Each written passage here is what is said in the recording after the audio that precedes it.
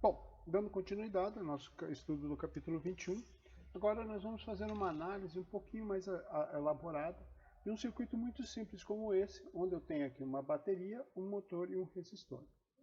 O conceito novo que eu apresento para vocês é que, diferente do que nós falávamos antes, nós falávamos que a bateria não tinha resistência elétrica interna, agora eu vou inserir o conceito de resistência interna da minha bateria. Então, o meu gerador agora de força eletromotriz, ele tem uma resistência interna sim. Então, essa resistência também interfere no sistema e ela deve ser contada.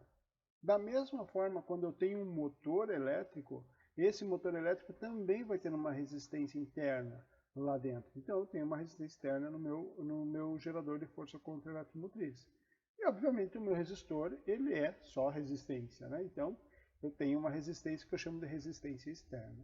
Só chamando a atenção de vocês, muitas vezes no circuito pode aparecer dessa forma aqui, onde eu indico a força eletromotriz e a resistência interna, a força contra a eletromotriz e a resistência interna, ou então pode aparecer a bateria, o símbolo da minha bateria, do meu gerador, e aqui do lado o resistor em série ligado.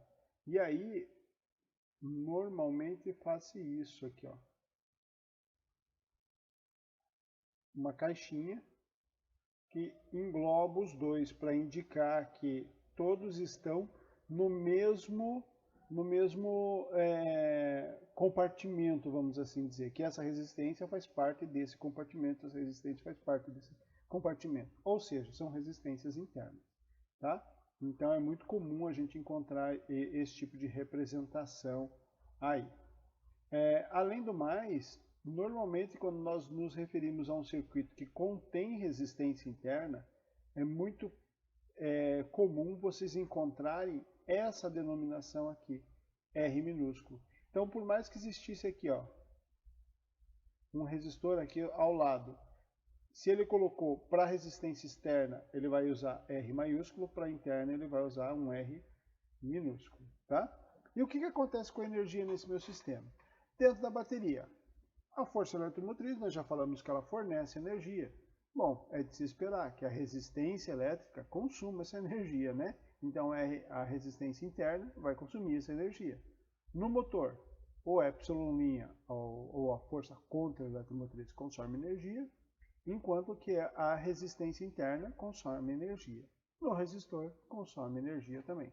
Então, nós vimos que todas as resistências consomem energia, tá? O que nós temos que olhar é o tipo de gerador que nós estamos trabalhando, se é o gerador de força eletromotriz ou de contra-eletromotriz.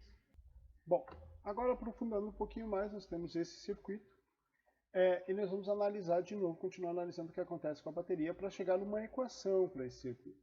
Uma equação para poder calcular algumas coisas nesse circuito. Então, em primeiro lugar, nós temos que entender o seguinte, que a bateria ela recebe uma energia dada por epsilon delta Q. A gente já viu de onde saiu isso agora há pouco. Aqui, agora, a energia perdida em R minúsculo, na sua resistência interna, ela vai ser dada por isso. Da onde que saiu isso aqui, gente? É só lembrar, potência é igual a é igual a RI ao quadrado.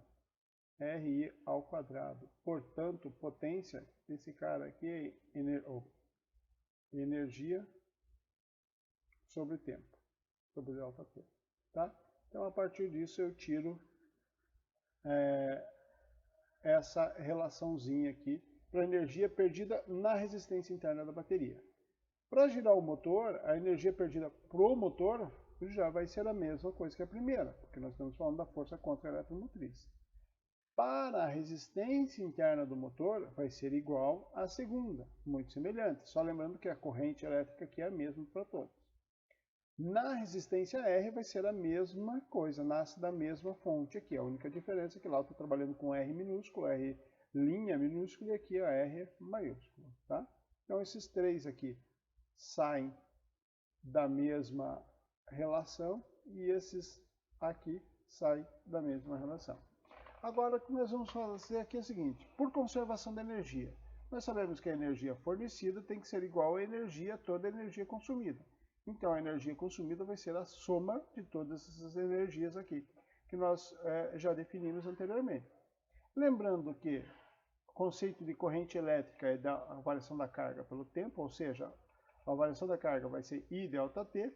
Olhando para esse cara aqui, nós substituímos essas variações de carga que aparecem aqui por I delta T. Então fica epsilon I delta T, e aqui fica também epsilon' I delta T, correto? E o resto fica tudo igual.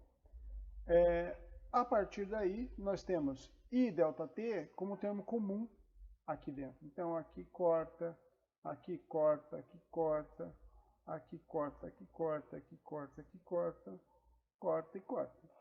Arrumando tudo isso, nós vamos ter que epsilon igual a RI, epsilon', RI', mais RI. Nós vamos colocar tudo que está epsilon do mesmo lado, então epsilon menos epsilon', ou seja, a diferença entre os potenciais, a diferença entre as forças eletromotrizes vai ser igual a I, colocando em evidência o I, RI' mais Rzão. Isolando a corrente, nós vamos ter que a diferença entre as forças eletromotrizes, a força eletromotriz e a contra-eletromotriz, dividido pela resistência. Isso aqui basicamente é a somatória das forças eletromotrizes ou contra-eletromotrizes, divididos pela somatória de todas as resistências, para esse circuito em série. Então, a partir disso, nós podemos aplicar no nosso sistema tranquilamente, de uma forma bem simples.